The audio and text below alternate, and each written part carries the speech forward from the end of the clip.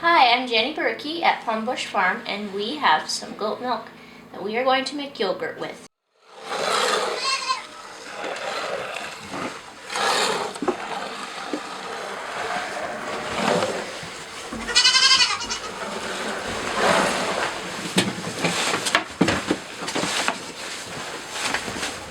Doe with the kid on her back is Willow. Willow had twin doelings, and one of them's getting ride this morning. It's about 20 degrees. Those two little doe kids that just came out, and they're looking for a mom. There, they found her. So we keep the kids off and the mama overnight, and in the morning we milk her, and then we let the kids be on her all day long. So Willow and her two twin doelings are going to be going to new homes before too long. This is Willow's other little girl. She's pretty. Making yogurt is actually quite simple, although it does take some time. I am only going to use 1 gallon of milk and just make my recipe that I know works. Okay, so we just dumped the gallon of milk into the kettle, and it's going to be heated up to 190 degrees. Now that's pretty hot, and probably if you don't want to kill all the wonderful goodies in your raw milk, you might not want to heat up that hot, but it helps it to set up better.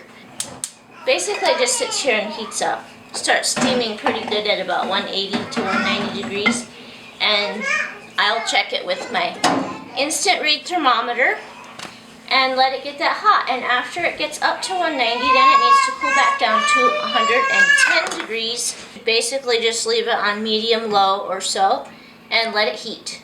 And I can stir it occasionally, but I probably don't even really need to stir it. But I'll keep a close eye on it because I don't want to forget about it. After it heats, I will shut the burner off, and it's going to cool back down to 130 before I do anything else. Once it's down to 130, I can add my sugar, vanilla, pectin powder, and the cold yogurt from the fridge that is going to be the culture for it. The pectin process that I do is similar to what you would do if you were making freezer jam. This yogurt is a sweet yogurt with lots of sugar, and my children love it. And so that's why I make it like that. If you want plain and simple, just leave out the sugar or leave out the vanilla. Okay, we've got this milk up to 190 degrees. You can see that it's steaming pretty good. And I turned off the burner, and we're just going to let this set. I think it's going to take about 20 minutes to 40 minutes. I'm not sure exactly. I will let you know how long it takes to get down to 130. Okay, now that we've gotten this cooled down, and honestly, I didn't look at the clock. I think it's been an hour. It's down to about 125. I'm going to skim some of the milk that just kind of rises to the top. It's probably some cream.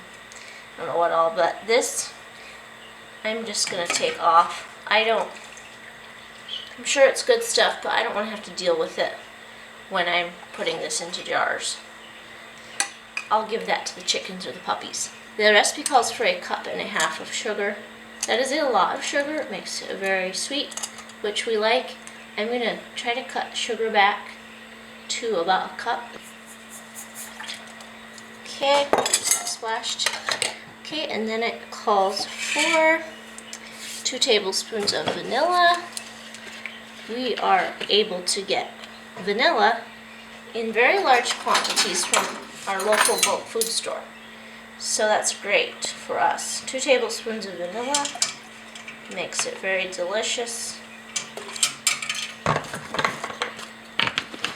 And then we also need to put in 1/4 cup of yogurt. Okay, so 1/4 cup of yogurt. You can see that. That's goat milk yogurt from last time we made yogurt. The recipe calls for Dannon yogurt. I use Chobani to start this, which works really well. We just want to stir this and get this sugar all dissolved. Okay, the next step is to get this pectin mixture going. This is similar to when you would make freezer jam, where you cook the pectin and add it to the fresh fruit. That's what it reminds me of.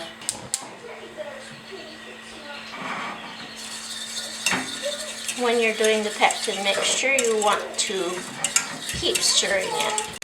Okay, we got this to a full rolling boil, the pectin mixture.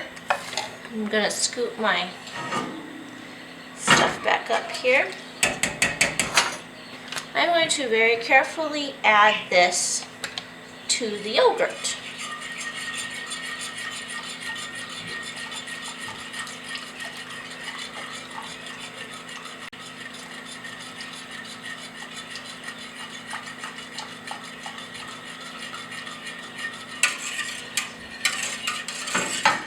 I'm going to pour it through a strainer so any lumps or clumps don't stay in my yogurt. There. There, that's going to be so delicious.